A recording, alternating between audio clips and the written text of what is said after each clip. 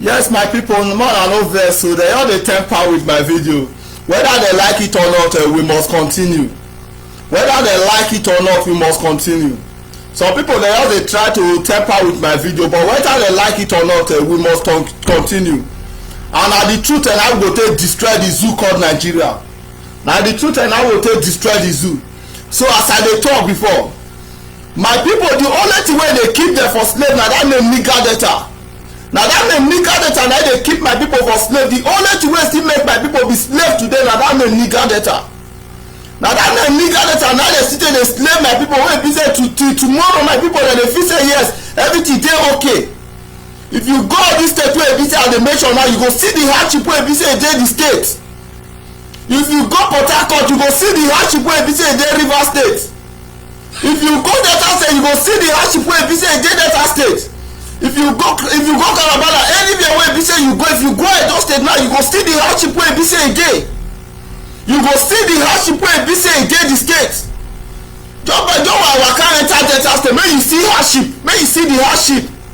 I dey tell you the only name wey be say still dey put them for slave na that name nigger data. Those people wey be say dem dey call themselves say dem dey fight for nigger data, na those people na dey kill now, na no know. Those people they don't submit themselves to the Fulani Caliphate. Those people they don't submit themselves to the Fulani Caliphate. Okay, imagine recently now, see the posture where people say they go ahead. The governor of Edo State, person where they campaign for governor, they call himself a pastor. Pastor go meet Fulani man dressed like Alamajiri. Dressed like Alamajiri, a whole pastor for that matter. He say Yamu go meet Alamajiri, go bother for Alamajiri. The pastor for that matter, that is to let you know say that name nigger data na dey put us for slave. And they tell the youth of Coastal Region to wake up. The youth of Coastal Region to wake up. Nobody will fight your freedom for you. Now your responsibility to fight your freedom. Nobody will fight your freedom for you. It is your responsibility to stand your own freedom. If you want to be free today, it's your own responsibility. Nobody will help you to fight for your freedom. Nobody is there to support you for your freedom. Everybody you are seeing there, they are only there for their pocket. They are only there for their pocket. Those people keeping you, those people deceiving you all the name of nigger data. Those people are only there for their pocket. They are only there to receive their little share for their Alamajiri. For their Alamajiri, for the Fulani Caliphate, they are only there to receive their little share. They don't want you to know the truth. All they want, they just want to keep you in darkness. They are happy that yes, you are suffering. They are happy that they are leaving you in darkness. They are happy that yes, they are putting you in bondage. They are happy. If you look at them and look at the people that are fighting for this nigger data, most of them, it shall not be most of them they are still campaigning for politicians. If you don't know, people where they fight for nigger data, they still they campaign for politicians. The people wey be say dem dey tell you say dem dey fight for nigger data, dem dey campaign for politicians. People wey dey fight for nigger data, now the politicians say dey kill themselves. The only thing wey be say dey keep you as a data man, as an isoko man, the only thing wey dey keep you as an urobo man for slave na that name nigger data. The only thing wey be say dey keep you Bayelsa people for slave na that name nigger data. The only thing wey be say dey keep Akwa Ibom people for slave na that name nigger data. The only name wey they say they slave you as Cross River State person na that name nigger data. The only thing wey they say they slave you as an Edo State person na that name nigger data. Na that name nigger data na they say they slave you. If you don't know that name nigger data, those ones wey be say they don by mistake they don buy them. After they don buy them, before you know the Fulani Caliphate go start to dey use them. They go this time they use them, they go they use them as one Nigeria. They go they use them as one Nigeria. They go first start with nigger data, but after they don't buy them come up for nigger data, that they call they stand for one Nigeria. They call they stand for one zoo Nigeria. Why you wait? Be say you did their back, they follow them, they follow them, you just they fool yourself, they follow them. At the end of the day, they go drop you for gutter.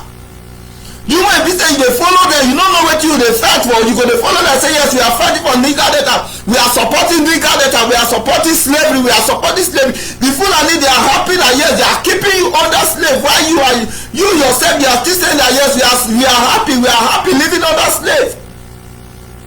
The reason why development never reach Delta State na because of that name nigger data. If you don't know, They know that you are a Biafra. If you don't know, the Fulani know that you are a Biafra. The British, they know that you are a Biafra. If you don't know, I still they talk. When the British were busy giving us Christianity, the British was busy arranging power with the Fulani Caliphate. The time when the British they busy they give us Christianity, when we say we today that religious Christianity, when we say British don't deceive us today, that's why I say the youth of today are the full church pass. The youth of today are the full church pass. If you go to Italy, where we say they bring when they bring a Catholic church, the youth it doesn't go to church in Italy. The youth no dey go church, but if you go our region, coastal region, you go see youth na the full inside church pass.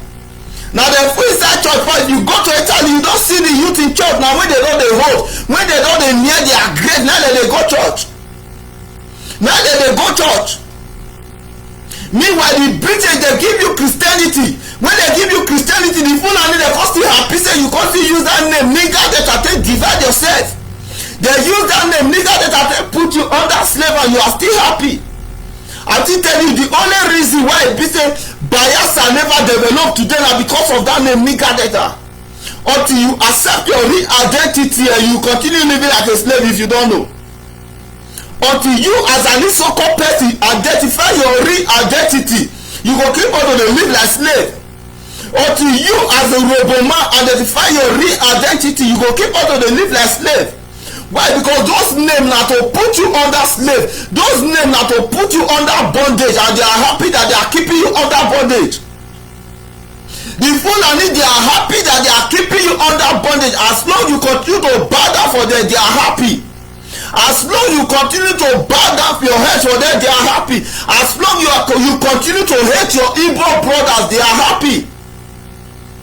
As long you continue to hate your Isoko, they hate Urobo, Urobo they hate Isoko, Urobo they hate Shekiri, Urobo they hate Ijoy, we just they hate each other. The Fulani people, they are happy if you don't know. The same way they have conquered the Hausa, they have conquered the Yorubas. They have conquered the Yorubas. That is the same way they are coming to you if you don't know. They are coming to you if you don't know. Like you enter those things now, they have conquered Awishida way. They have conquered the Fulani, have conquered Awishida way. They have already conquered it. That's why they see them dead today for that side. Like they see themselves like Fulani people. They are seeing themselves like Fulani people. Today people are telling you that yes, you are fighting for nigger data, they are fighting for. Meanwhile, nobody is fighting for you. Meanwhile, nobody is representing you as a nigger data republic. Nobody is there to fight for you as a nigger data republic. Can't you see that you are still under slave? You Isoko man, they are still praising that, or maybe you as Isoko youth, you are still saying that yes, we are fighting for nigger data republic, we are fighting for nigger data. I'm telling you the truth, that nigger data republic is to slave you. The only thing wey dey keep you for slave today na Niger Delta Republic wey you dey see so. When they talk say we are fighting for Niger Delta, the only thing wey be say never make Isoko land develop na that Niger Delta Republic. If they want to say we come from Niger Delta, what is Niger Delta? What is Niger Delta? You come for night, you come for slave. You are telling the Fulani that you came for slave. They are happy that yes, okay, this people they are from Rivers area. They came from Niger Delta. They came from Niger Delta. And you now you will be happy that yes, I came from Niger. They are telling you that you are a slave. You are saying yes, I'm a slave. The Fulani they are telling you that yes, you are a slave, and you are still happy that yes, you are a slave. You are still appreciating them calling you. You present yourself as a slave to them, and they will say, okay, no problem. We accept since you call yourself a slave. Since you have called yourself a slave, let us know they are just happy. As long as you are not in unity with your people, they are happy. As long you not there in unity with your people, they are happy. Some people don't say, now because we from Niger Delta, we are not united. Let me tell you, our problem is no unity. Our problem is not unity. The biggest problem we are facing is to stand with our own people. Our problem not be unity. Unity is not our problem. When they want to do things like that, I don't say everybody go unite, yes. But when you don't really try to stand for your own brother, you don't go unite. Who are your brothers? The Igbo people, they are your brothers if you don't know. I still dey talk am. The only thing wey be say dey make our state today no development because of why we accept darkness. Since we accept darkness, they have no say. They have no say. They already okay. Since these people have already accepted darkness, let's just give them. Let them continue living in darkness. See our parents. Our parents are suffering. See our children. Our children are suffering. Look at the environment. Look, there's nothing to show. People are dying every day. People are dying every day. The Alamajiri, they are taking over. Even the youth, we youth nowadays, we are running away from the country. The Fulani, one of the reasons why the Fulani does not travel is because they want to take over our land. The reason why the Fulani, they don't travel away from the country is because they want to take over our land. But we do travel. We travel. We are running away from our land. We are giving our land to Fulanis. We are giving our land to the Fulanis. If you are calling yourself a nigger, that means you are telling the Fulani that yes, you are a slave. If you say yes, you are a nigger, that means you are telling the Fulani that yes, I am a slave. And since you are calling yourself a slave to the Fulani, what would they do? They will be happy that yes, you are a slave. They are busy rejoicing that yes, you are calling yourself a slave. They are rejoicing that yes, you are calling yourself a slave for them. So what would they do? They have no choice. They say yes, they don't already call themselves slaves, so that more don't live there like that. Let them keep fighting, but they don't know what they are fighting for. Let them just keep fighting because they don't even know what they are fighting for. If you ask somebody where they say they fight on nigger data, what are you fighting for? He will not go tell you what they fight or why, because he don't have a vision. People that are fighting for nigger data, they don't have vision. They don't have vision. They don't have future. They don't have future. Why? Because they are fighting for what they don't know. They are fighting for what they don't even have idea. They don't even have idea. They don't even have idea. They don't know what they are fighting for. I'm just saying the only thing keeping us under slavery today, now that name nigger Delta Republic. That name nigger Delta Republic, that they keep us for slaves. The only reason why we say there's no development in your place is because why you are afraid to identify yourself for who you are. You don't deny your identity. You have denied your identity. Since you have denied your identity, they have no choice than to continue to slave you. Since you have denied your identity, that's why they are still putting you under slave. The only thing that's making them to happy is because why? You are not in unity with your brothers. You are not in unity with your family. You are not in unity with your family. Before the war, they were happy when we were divided. 1966, the Fulani, they took advantage of that 1966. Another division of that 1966, now be waiting till they kill us till today. That division of 1966, now be waiting till they kill us till today.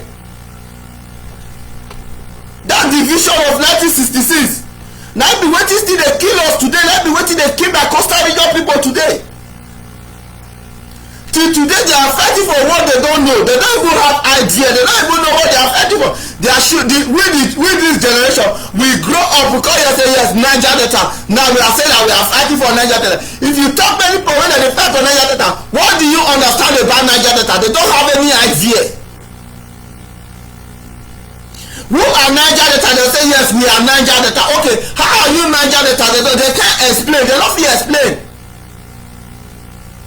Do you know when we say that they'll say that we Niger? Okay, what is Niger Delta? You cannot identify Niger Delta. You say we are just Niger Delta. We region, we are Niger Delta. Is that one Niger Delta? We are just Niger Delta. Yes, we the people of Niger Delta. And they tell my Soko people, you people that are complaining for Niger Delta, I'm telling you, they have deceived you people. They have deceived you people.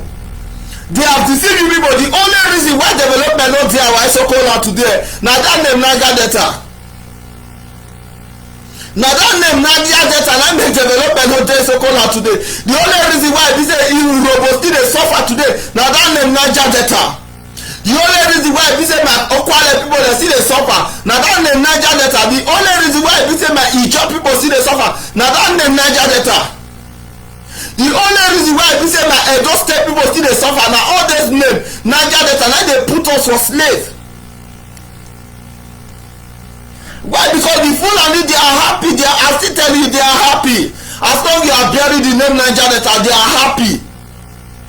As long you identify yourself as a Niger Delta person, they are happy. The Fulani they are rejoicing, saying that yes, this person is a Niger Delta. Yes, let's give him as Niger Delta. Leave it like that. Leave it like that. Let him be Niger Delta. Just leave him. He's a slave. He's calling himself as a slave.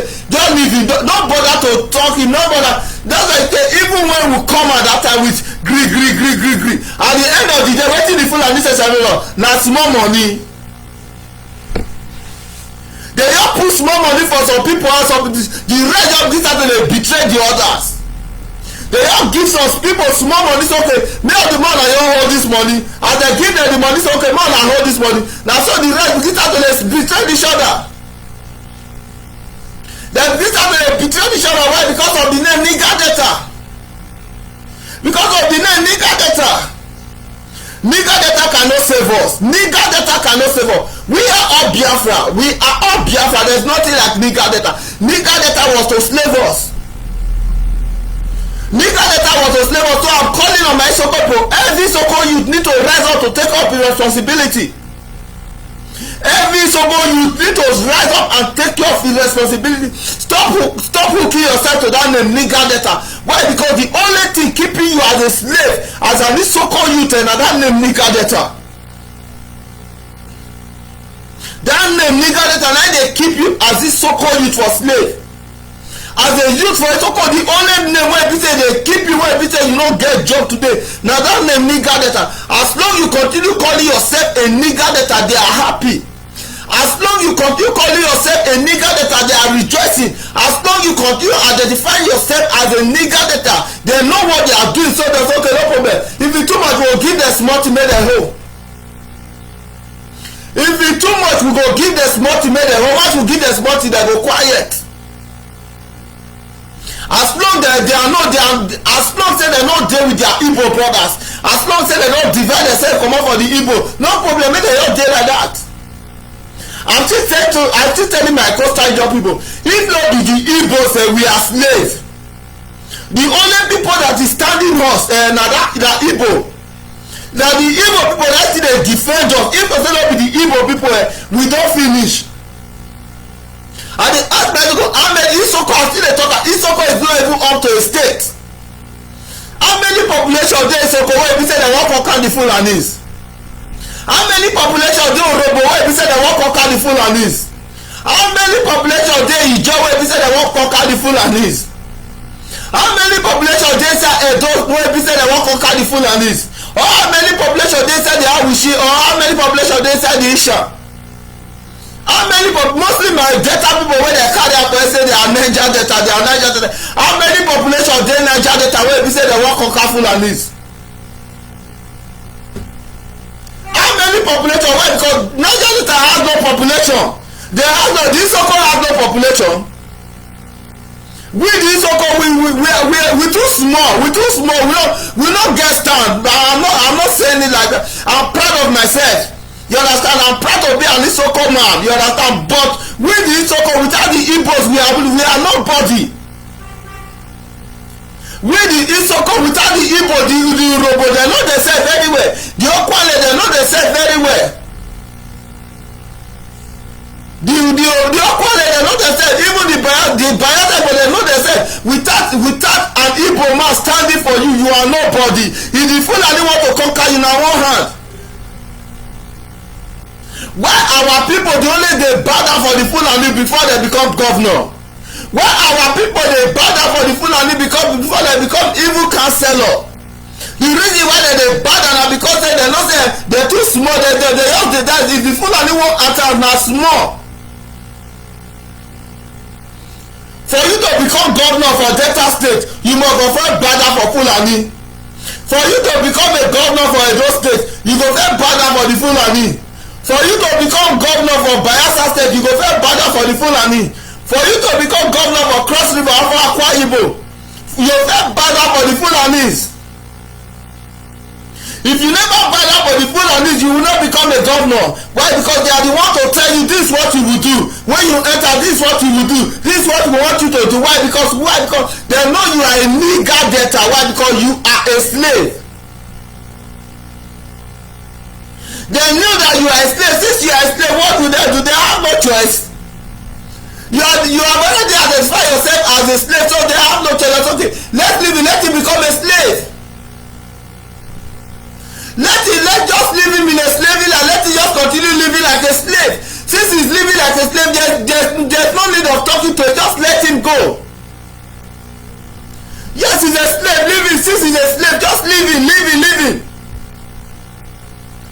See Oshomole today. Oshomole carry Ezeyamu dey waka. Who is dey carry and dey waka meet? He dey carry and dey go meet the Fulani Caliphate. The reason why Oshomole dey carry Ezeyamu dey waka today na because of the Fulani Caliphate. If you are not working with the Fulani, you cannot become a governor. If you are not working with the Fulani, you will not become any ministers. You need to first of all bow down for the Fulani before you become anybody. Why? Because you put yourself as a legal debtor. You put yourself as a slave. You classify yourself as a slave until you start being who God has called you to be. You will keep on living like a slave. I'm telling my people, there's nothing like legal debtor. We are all Biafras. Legal debtor was only created to slave us. The only reason why they created legal debtor was to slave us. They have no vision when they were creating legal debtor. And the reason why they accept it because they know that if they accept legal debtor, the unity between we and our brothers no go dey again. They know say if they accept that legal debtor, the unity between we and our brothers no go dey again. I'm telling my so-called people to wake up. Wake up for slavery. Wake up for slavery. Your freedom is in your hand. Nobody will fight your freedom for you. That freedom wey you dey fight for, when e be say you dey look for e dey your hands. That freedom wey e be say you dey fight for, when e be say dem dey deceive you what the name of legal debtor, that freedom dey your hands. Nobody will fight your freedom. The responsibility to free yourself is in your hands. If you want to be free, it's up to you. If you don't want to be free, it's up to you. Legal debtor cannot save you. The only reason why you are still bearing legal debtor, the only reason why the Fulani are still allowing you to bear that name legal debtor is because they know that name is what they are using to slave you. The only reason why you say you go office and say here you come and say we are from the Niger Delta area. The only reason why you say they let you dey bear that name na to keep you for under slave. Na to keep you under slave, that's why they let you dey bear that name legal debtor. If they no want make you dey under slave, if to say legal debtor was na name wey be say people really know the Fulani for dey kill any person wey be say dey bear that name legal debtor. You see the way they are after we Biafras today. The way they are after we Biafras today, they are not after those people that are bearing the name legal debtor. Why? Because you know what? Because they know that name legal debtor na slave. Because they know say that name legal debtor na they deceive you. Because they know say that name legal debtor na they divide you for your own people. Now they divide you for your own people. Why be say Oduduwa? Why be say they don't divide Oduduwa? The Oduduwa people, the Yoruba people, why they not divide the Yoruba people? Now they call divide only. Why? Because they don't say you unite with your own people. You people, we conquer them one hand, we don't conquer them. When we unite with our people, they don't say one hand, we've conquered them. But today you are happy, yes, you are bearing legal debtor, we are bearing legal debtor. You put on it, they are happy that yes, you are calling yourself a slave. I'm calling my so-called people, legal debtor cannot save you. Ebisoko, legal debtor cannot save you. I'm calling on Robo-Children, legal debtor cannot save you. I'm passing this message to mostly my worried brothers. Niger Delta no go fit save una. Niger Delta, all those one wey dey talk say okay, all those my worry brothers wey be say dem dey street for ghetto, why dem never comot for street for ghetto if Niger Delta wan save dem? If e too much of this to go dey burst pipeline, go dey do all those ones no be wetin go save una. The only freedom we all need is to bring our nation back, Biafra. Biafra is the only solution that will take us away from slavery. Without Biafra, as long we are still living under the name of Niger Delta, we already submitted ourselves to the Fulani Caliphate to say we are already down before you, we are bowed down before you, we want to remain a slave under you. We want to remain a slave under you. You have already told the Fulani that no need to stress yourself anymore. We are already submitted. We have submitted ourselves before you. As long as you are bearing that name, Niger Delta. Niger Delta cannot save any so-called person. Niger Delta cannot save any Delta state person. Niger Delta cannot save any Edo state person. Niger Delta cannot save any Bayelsa person. Niger Delta cannot save any Akwa Ibom person. Niger Delta cannot save any Cross River person. Niger Delta cannot save any river person. Neither Ondo person. If you want to be free today, you have to resist that name, Niger Delta. If you want to be free, you have to resist that name. Why? Because that name, Niger Delta, is what they are using to slave you. It's what they are using to slave you. That name, Niger Delta. The only thing, they don't want you to unite with your brother. They keep only bearing Niger Delta. If you go to any station, maybe something up or maybe you go anywhere, they ask you where are you from, you can easily tell them I'm from Niger Delta. They will not say anything.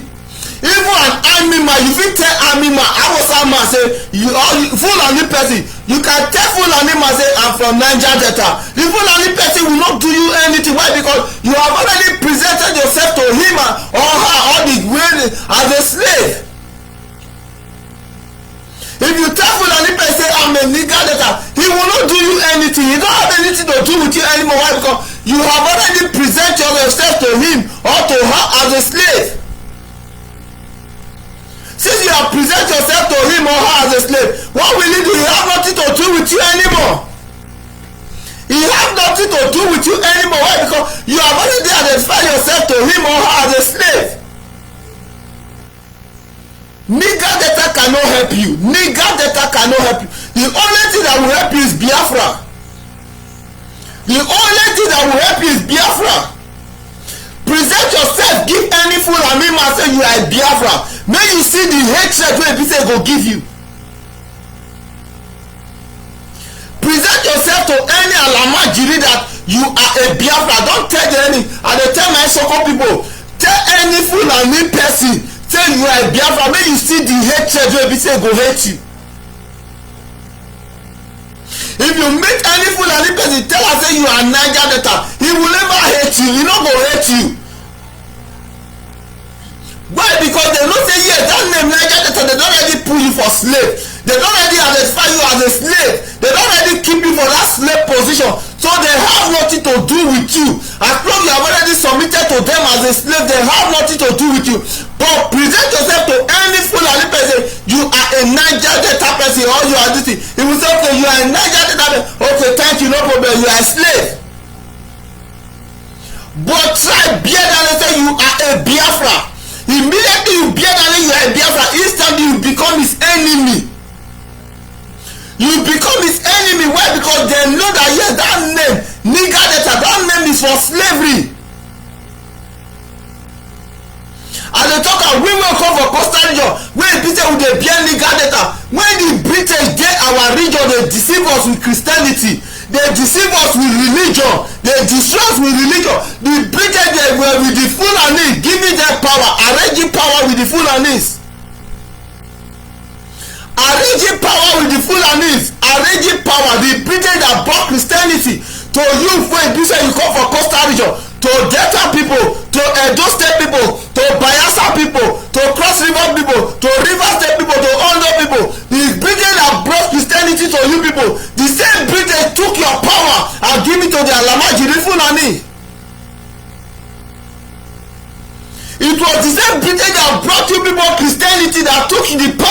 and give it to the Fulanis. The Fulani, the British didn't give the Hausa power. The British dey bring Christianity come give, you no give Hausa people power. He didn't bring the power and give it to the Hausa people, our neighbor. He give the power to the Fulani people. He brought the power and gave it to the Fulanis. Why? Because the British were the one that helped the Fulanis to conquer the Hausa people. The Aruwa people, the Fulani, the British were the one that helped them to conquer them. Already the Yoruba people, they are the way I know, because this was a new generation. You understand? I always say I don't trust any Yoruba person. I keep on saying it. I don't trust any Yoruba person. I don't trust any Yoruba person. Why? Because the Yorubas, they are the one that betrayed us mostly.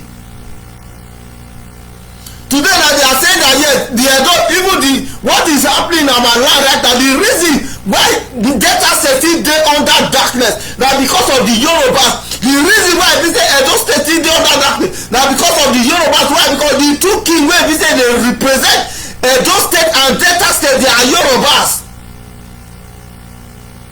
They are Yorubas. The two kings wey dey represent Edo State and Delta State, the two kings are Yorubas. Now this Yoruba people na dey go Abuja, dey go bow down to Alamajiri for Abuja. The king in Edo State dey go bow down for Alamajiri for Abuja. The king in Delta State dey go bow down to Alamajiri. That's why I say my Delta State brothers, they are still under slavery. Why? Because the people you put ahead of you, they are the one killing you. The people you put ahead of you, they are the one selling you. The same way we say the Alamajiri come take over Hausa people. Now so now the Yoruba, the British still help them. Wey be say all those two people wey be say they got Delta State and Edo State. Recently you see the king in Edo State go meet the king in Delta State. Wetin dem go discuss? The strengthening of power. They two go strengthen their power, and they say if we divide ourselves now, it will become a problem. So may we keep ourselves together. Why? Because the Fulani don tell them say if anything happen between these people now, you know say you dey comot for seat o. The Fulani don tell them say if Biafra come, you know say una two dey comot for seat o. Now the Fulani na tell them, the Fulani don tell the two kings say when Biafra come, you know say you are losing your position. As a king, you are losing your position. The Fulani don tell the Edo State, the king in Benin, and say if Biafra come, you are losing your position. He don go tell the Oloi of Warri say if Biafra come, you are losing your position. Why? Because they are going to send you people back to where you came from. They are going to send you people back to where you came from. Those people wey be say dem dey campaign for legal data, you see these two people to talk, dem no dey talk well because now dem dey tell the Fulani, dey say no problem, more na leave them like that. More na leave them like that. And they come my so-called people, nobody is representing you. I'm telling you, even the king say the kingsmen wey say dem dey represent you, those people they are the ones selling you if you don't know. The kingsmen, you think that they are representing you, the kingsmen they are the ones selling you. All those Ovie wey be say e dey Orobo, wey be say e dey Soko, all those ones na dem dey sell you if you don't know. See the king wey dey Soko, all those king wey dey Soko, the road wey be say dem dey pass dey enter their house no good, look their environment no good, but they are calling themselves kings. They are receiving money for the federal government, so they don't care about you. You wey be say you dey outside the waka, you dey struggle, you dey find how you fit dey better for life. Those kings you dey still dey buy them. Those kings are the people destroying you if you don't know. Those kings are the people destroying you if you don't know. If you think that one king is fighting for you all this thing, let me tell you, Edo people, nobody is representing you. Nobody. The reason why I be say Edo State no go fit stand today na because there is nobody standing for Edo State. Nobody dey stand for Edo State today. The only reason why I be say Delta State no go fit dey alone, nobody dey stand for Delta State. Why? Because every person wey be say enter the dey fight for a position. If you enter the sea today, you dey fight for the position ahead. Why? Because you need to bow down for the Fulani. If you did not bow down for the Fulani for this first tenure, the second tenure, you no go come up again. If to say Obaseki submit to the Fulani, you think say Oshobole for dey go against Obaseki? Edo people, Edo state, the youth of Edo state, una no go use una sense. Una no go use that. If to say Obaseki submit give Oshobole, you think say Oshobole for go bring his Eyamu come out? You think say Obaseki for Oshobole for go bring his Eyamu come out? Today you see Edo state youth, they are posting his Eyamu, they are posting. Let me tell you, as a youth, you see, now you can you fit campaign for Obaseki 4 years. Obaseki don dey rule now. Wetin Obaseki give you? Nothing. You fit campaign for Oshobole 8 years. Oshobole get people wey be say dey use. E get people wey be say dey submit to. You wey be say you just dey follow and dey run. Wey be say if you too much you go give 5,000. If you too much you go give 10,000. 10,000 naira for good 4 years. You wey be say you dey post Eyamu posture. You wey be say you dey post Obaseki posture.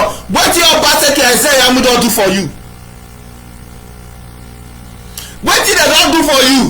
Dem never do anything for you. I dey ask my Edo state people, wetin Obaseki don do for you? You wey be say your wife deliver, you no fit pay hospital bill. Your wife dey sick, you no get money to take your wife go hospital. You no dey fit eat 3 square of meat a day. You dey put your own problem wey be say you suppose to dey solve yourself for another person here. Say this person no fit solve my problem. Why this brother no help me? Why this sister no help me? Why this person no help me? These are the same politicians you are supporting. Why these politicians they are claiming the name Niger Delta? You don't know. They came for slave republic. They came for slave republic. I'm telling people, Niger Delta cannot help you. The only thing that will help you is Biafra. I'm calling my Isoko youth, mostly my Isoko National Youth Council. I'm calling the president of National Youth Council of Isoko. Wake up and support Biafra. It is your responsibility to represent Isoko youth. If you don't represent Isoko youth now, your children they will suffer more than the way you are suffering today. Your children they will suffer more than the way you are. Because if you die tomorrow, your children they are the one to live in Isoko land.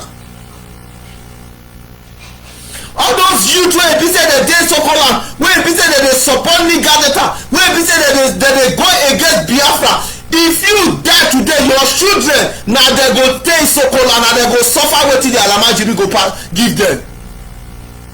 Anything wey the Alamajiri bring come Isoko land na your children go suffer am. You as an Isoko youth, if you don support Biafra freedom, if you don stand up and support Mazi Nnamdi Kanu, you are always selling your children. If you die today, your children na they go suffer am.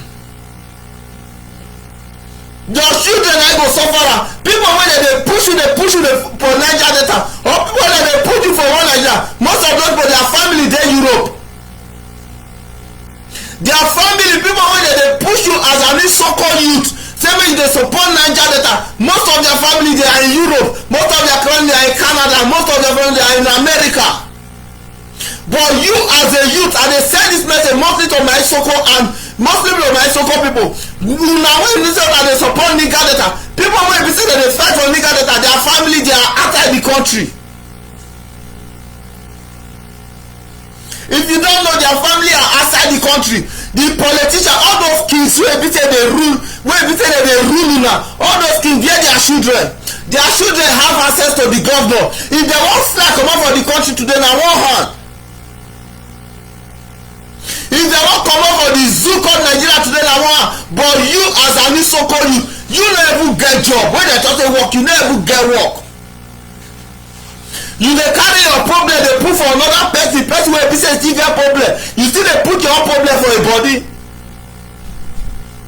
Nobody go see. I dey tell my Isoko you, nobody will fight your freedom for you except you choose to fight it yourself.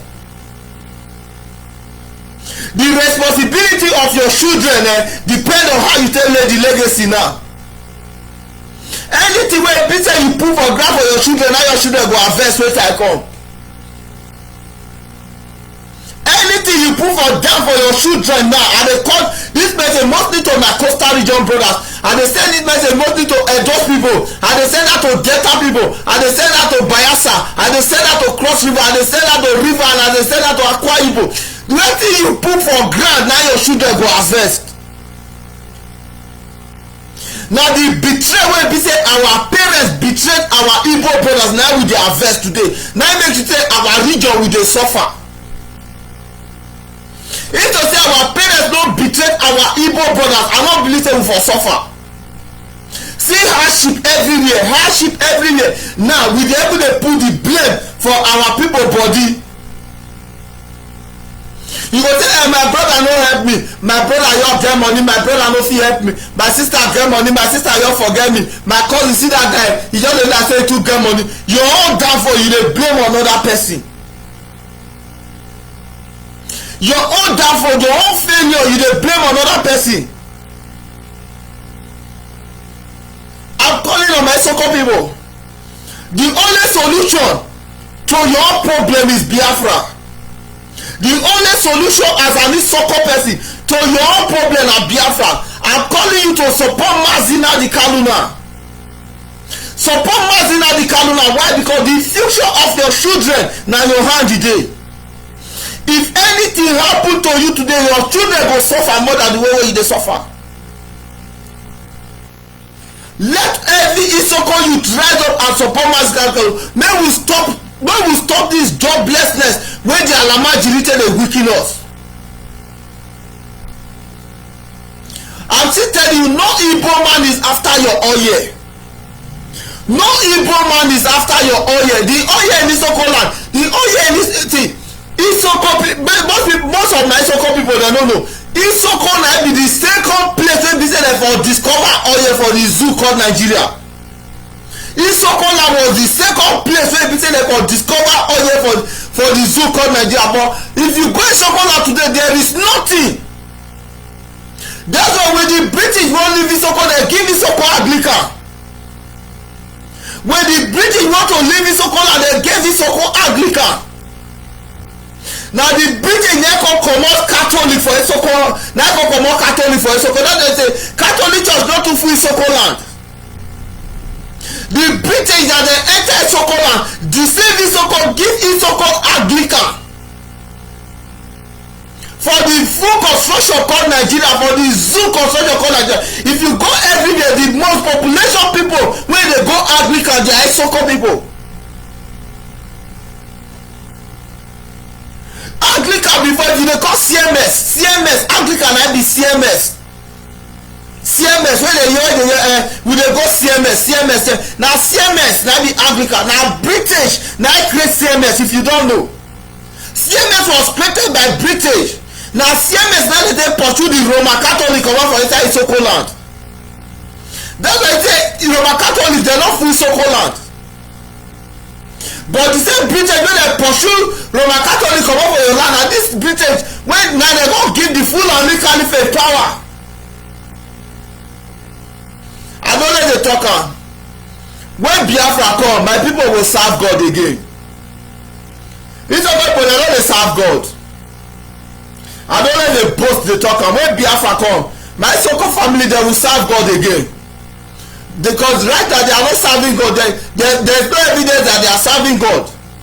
When Biafra come, my Isoko family they will serve God. They will worship God Almighty again. I keep on saying it. I have the confidence. I have the great confidence that when Biafra come, my Isoko family will worship God again. When Biafra come, my Isoko family they will worship God Almighty again. Not be all those who be say that they go clap for church. Then they go clap. They don't know what they worship. They don't know what they are worshiping. They are just there busy doing nothing. I'm telling you, nothing go fit save you pass Biafra. As Isoko man, as Isoko youth, and they talk to mostly the youth of Isoko. nothing go fit save you pass Biafra. The only solution to your problems as a youth in Isoko land is Biafra. There is no other solution. There is no solution. Nothing you will bring out. This is the solution. If you as an Isoko man want to be free, if you as an Isoko youth want to be free, you need to rise up and support Mazi Nnamdi Kanu. You must wake up and support Mazi Nnamdi Kanu. Forget about all those people wey be say dem dey talk rubbish about Mazi Nnamdi Kanu. All those people, they have no vision. They have no vision. Somebody say just see the Igbo brother, the Igbo people dey attack am. Let me tell you one thing, even we Isoko, if you are standing for the truth in Isoko land, your people are there not attacking you. A prophet when I talk, there's a saying that always says prophet, they no dey always dey welcome prophet for a house. Prophet, they no dey always dey welcome am. Prophet, your people no dey always dey welcome am. Say Igbo people, they are not united. Who told you? Those people wey be say that they talk about Mazi Nnamdi Kanu today, more people, they are mixed blood. Go check their generation, they are mixed blood. Just like the people wey be say that they say the data today, those people wey they say data, they are mixed blood. People wey they say data today, they are not from Delta State.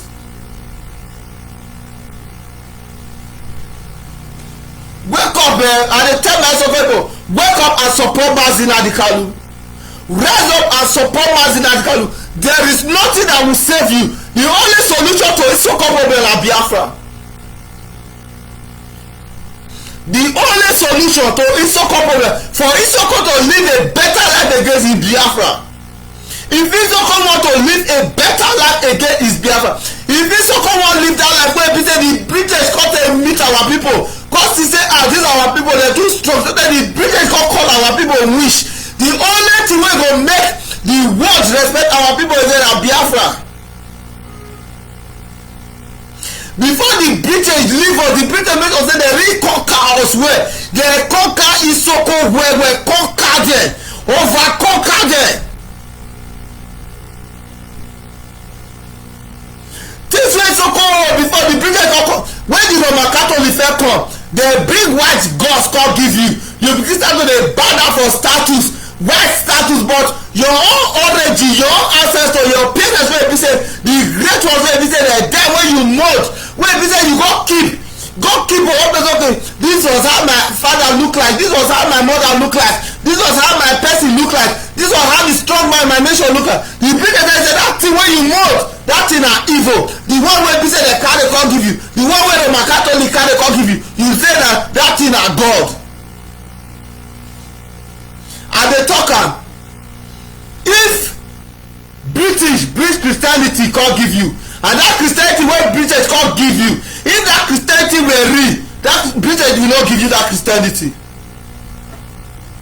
If the Christianity wey British carry come give you Isoko person, that Christianity wey British come put for Isoko land, if CMS na real, British will not bring CMS come Isoko land.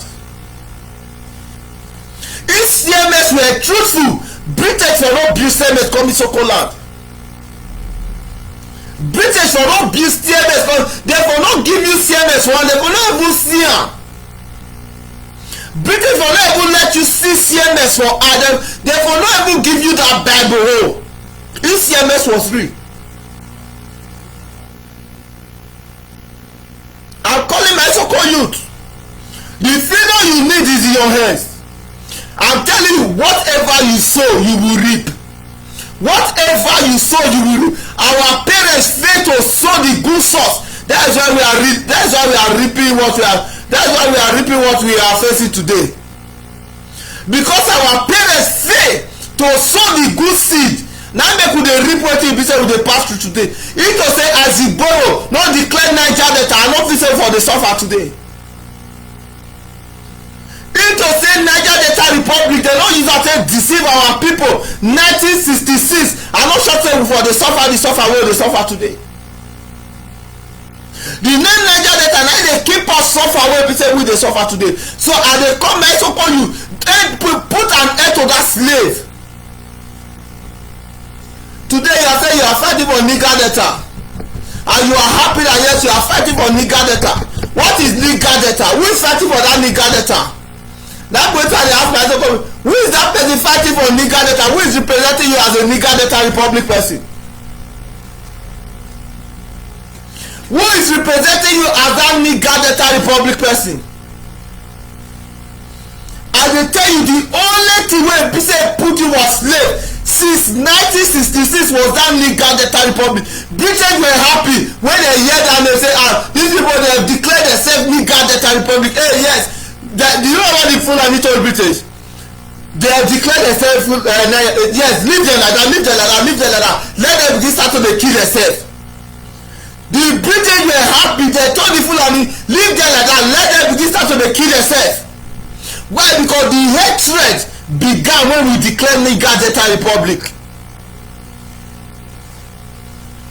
Nigger just leave them when they just kill themselves. As long as they don't know anything, leave them when they kill themselves. At the time I saw brother, if you want to stop that hardship wey dey your house, if you want to stop that slavery wey be say dey your house, support Mazi Nnamdi Kanu. Support Mazi Nnamdi Kanu. If you have not joined an IPOB, rise up and join an IPOB. It is easier for you as an Isokoma to join IPOB. All you need to do is to listen to Radio Biafra. Listen to Radio Biafra. Always follow Radio Biafra. When there is time to call, you can call and ask question.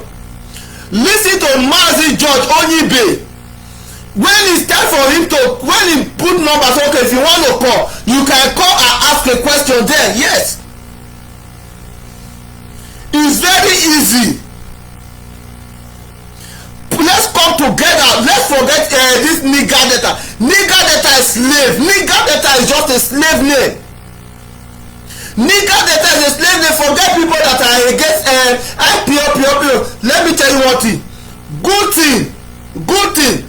See, let me not use the word good thing. You see, no person dey throw stone for tree wey no dey produce fruit. Na only foolish person when you see somebody dey throw stone for tree wey no dey produce fruit, and you know say that person is a stupid person.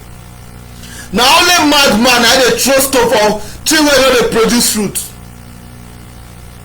So if dem dey throw stone for tree wey, if you see person dey throw stone, look where dey throw stone put. If that tree dey produce fruit, know say that tree na better tree.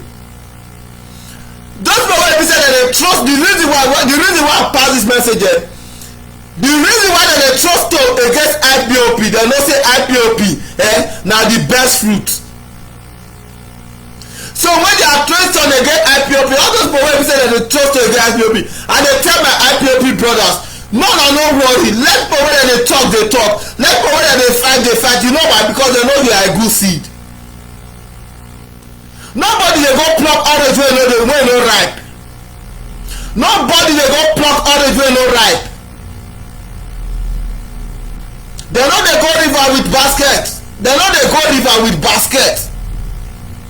They no dey go river with basket. And nobody dey go set hook for river. You go expect say make go catch antelope, or you wan catch lion, you wan go set hook. You go say you wan go catch. If you carry hook go river, na fish you wan go catch. So those people wey be say dem dey throw stone against IPOB, they are throwing stone against the good seed.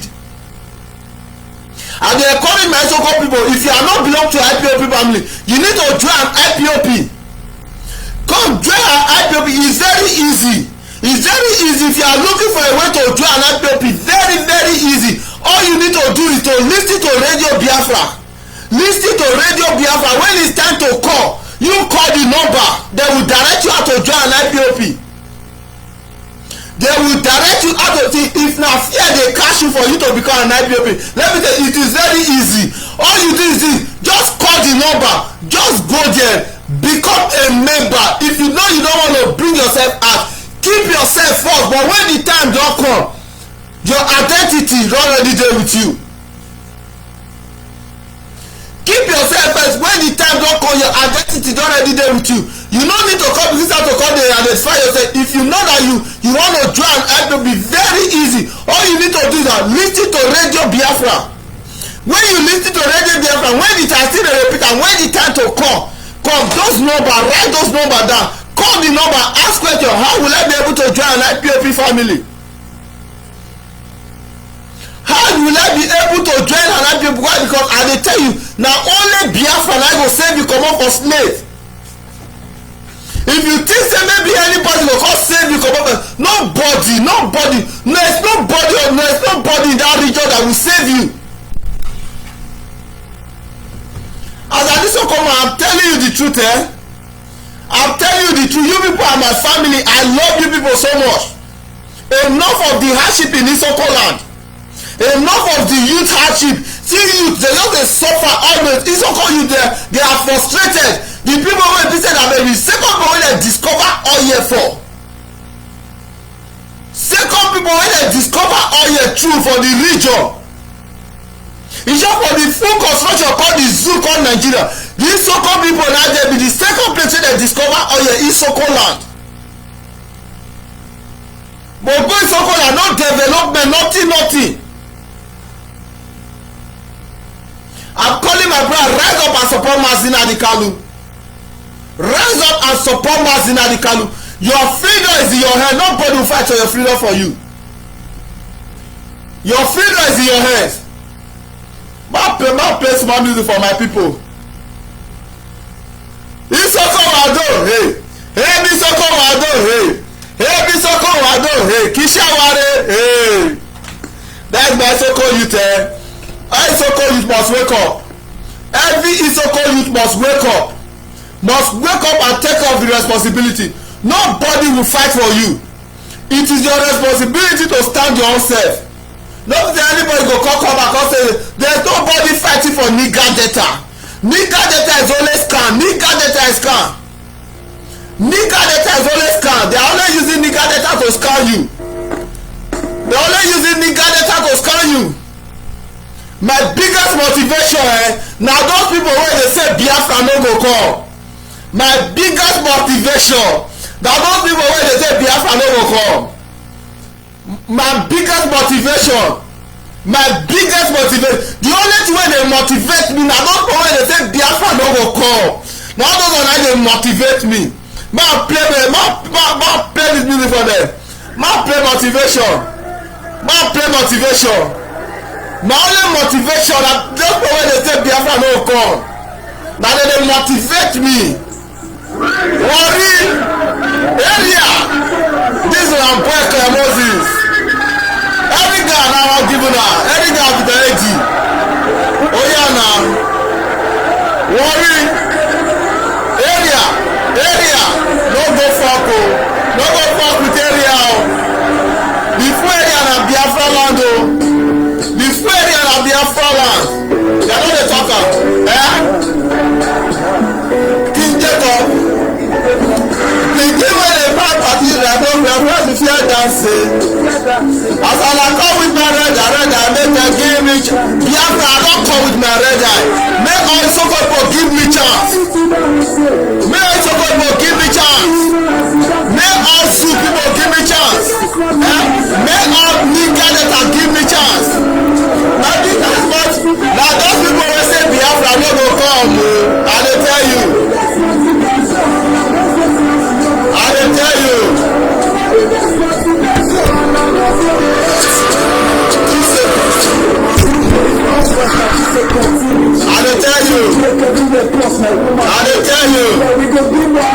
My biggest motivation na those people wey say Biafra no go come.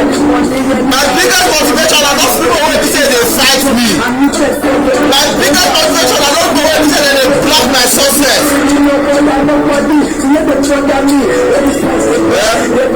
I dey tell you. My biggest motivation na those people wey be say dey fight Mazi Nnamdi Kanu. If you don't know.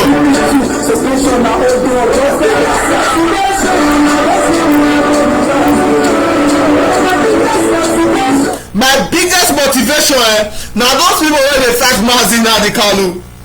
Na all those people na dey motivate me. They dey give me agility. They dey boost my morale. Those people wey dey fight Mazi Nnamdi Kanu. Those are my biggest motivation. Those people dey keep on motivating me. those people dey keep on na dey motivate me, na dey give me the morale, na dey give me the, as long dey keep on fighting Mazi Nnamdi Kanu, dey keep on giving me excess strength, dey give me excess strength. As long dey keep on fighting him, as long dey talk am, na tree wey be say ripe na dey throw stone put, na tree wey ripe na dey throw stone, tree wey be say no dey produce fruit, dem no dey throw stone. So those go I dey tell you, two papers dem dey must, I dey tell you. You wey take the fight for Nigeria and you go die very soon. You go die na after that you go dey fight your life before you go hold food. At the end of the day your children go remain slave.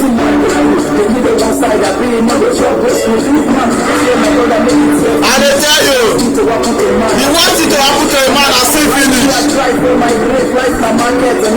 The worst thing to happen to a man na still finish. And you wey dey fight for nigga dey talk, you already a slave.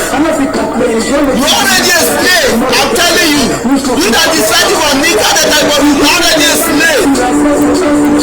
You are already giving yourself as a slave. Yeah? You know. I dey tell you. My biggest motivation, I dey tell you. I dey tell you. I dey tell you. My biggest motivation na those ones wey say Biafra no go come. Na dem dey motivate me pass. Nothing give me motivation than those people. The more that they talk, the more that they talk at two times. Yeah. I dey tell you. I dey tell you. I play my Odogu music. I greet to my people. Okay now. I dey tell you. This na Odogu one. If you are not an IPOP, you better go and join an IPOP. Support the freedom of your children. Support the freedom of your children. I dey tell you. Odogu.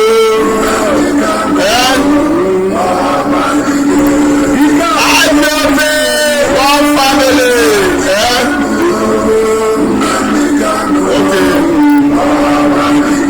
Okay now.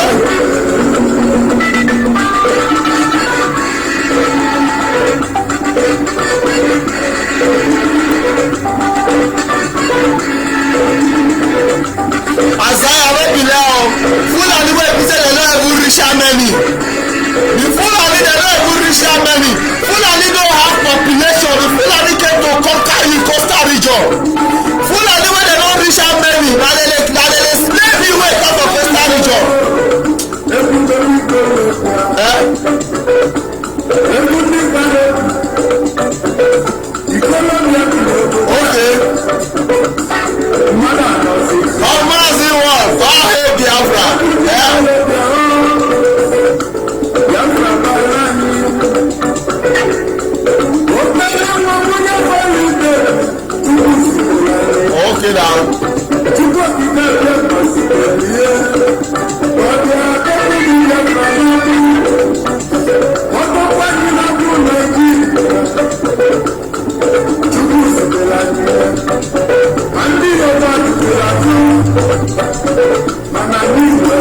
Support Mazi Nnamdi Kanu. Rise up and support your freedom. Rise up and support your freedom. Biafra is the only solution to Isoko people. The only solution to Isoko people is Biafra. The only solution to Isoko problem is Biafra.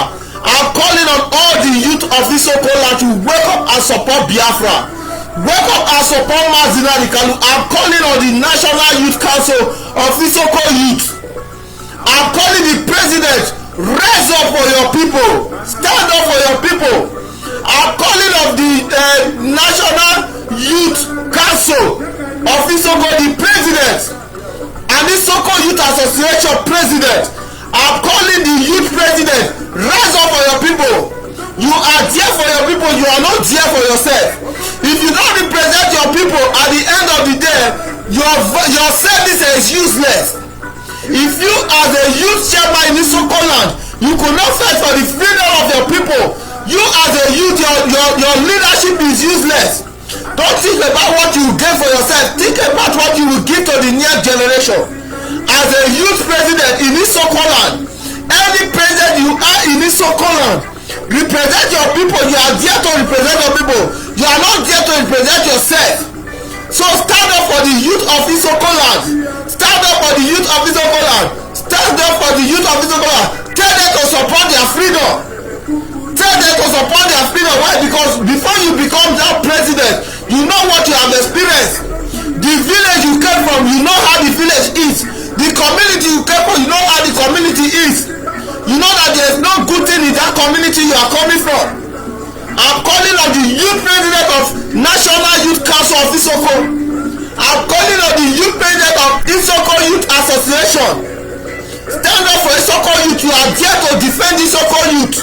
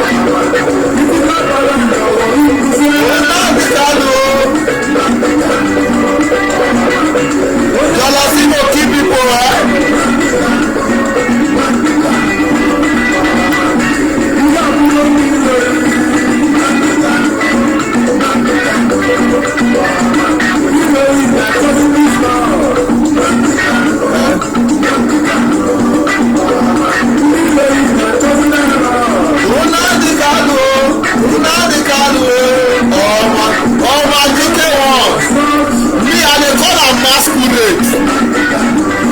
Me I dey call am masquerade. The reason why I dey call am masquerade na masquerade I dey call am. The reason why I dey call am masquerade because na only masquerade na dey come out wey people dey run. Na only masquerade dey come out wey people dey run. E never even show for the zoo just scatter. The day wey go enter the zoo. I dey tell my Isoko people, if you have not supported Biafra, you are making a big mistake. I dey encourage every Isoko you to go and join IPOB. It is very easy, I dey tell you, very easy to join IPOB. Listen to Radio Biafra, listen to Radio Biafra, listen to Radio Biafra. Whenever George Onyibe dey talk, Mazi George Onyibe, whenever he is talking, listen to him. Then when the time to reach to call, pick the telephone number, call the number, and you go get the idea of how to join IPOB family. Or you go know how you fit call the number, then e go direct you. Or wherever you dey go send, e go tell you okay, see how you fit dey go join IPOB family.